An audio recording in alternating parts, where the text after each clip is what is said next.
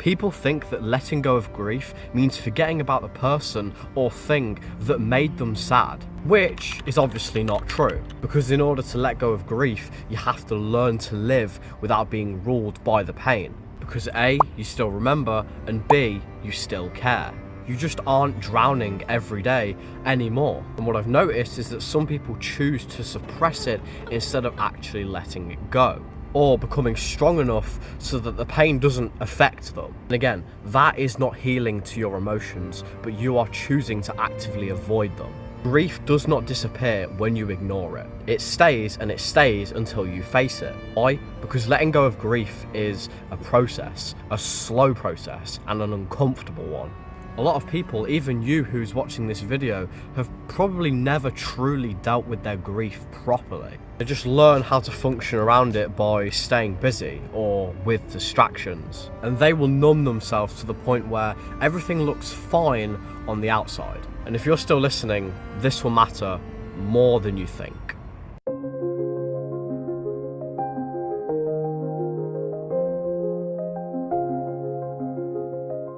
Your unprocessed grief doesn't stay in the past as it shapes the present. It takes regular effect on how you trust people and how you feel safe in certain situations. And it also takes part in how you react to things under pressure. You see, grief isn't just about death. This makes sense to your lost relationships, your lost identities, even the futures you thought you would have. Versions of yourself that never got to exist. And here's the truth.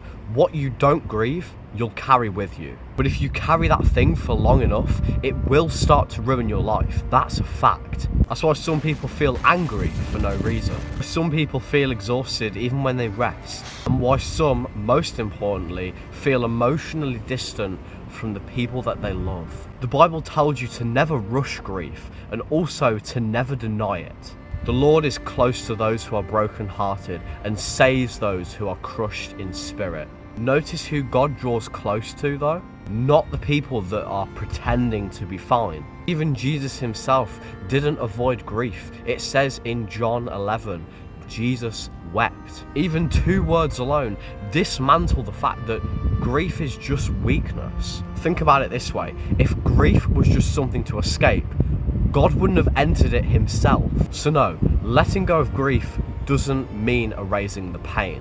What it actually means is integrating it and not letting it control you. Instead of running from grief, you heal with it and you sit with it until it softens. Yes, that's uncomfortable, but that is much better than a lifelong avoidance. Blessed are those who mourn, for they shall be comforted. Remember, comfort comes after mourning, not before it. Whether you believe in God or not, this still applies. Simply put, pain that is respected becomes wisdom. Pain that's ignored becomes behavior. Dealing with grief will change your life because it gives your emotions somewhere to go. Instead of leaking into anger, addictions, disattachment, it will mean and does show that the pain will stop destroying everything else. And by honouring that, you become yourself again. Slowly, honestly, without rushing your timeline.